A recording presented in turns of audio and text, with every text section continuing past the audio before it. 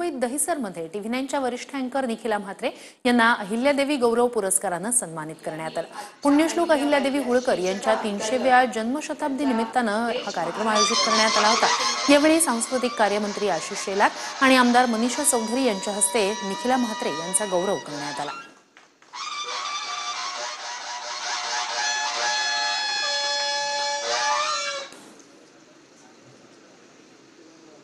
Madhuvanti Pethe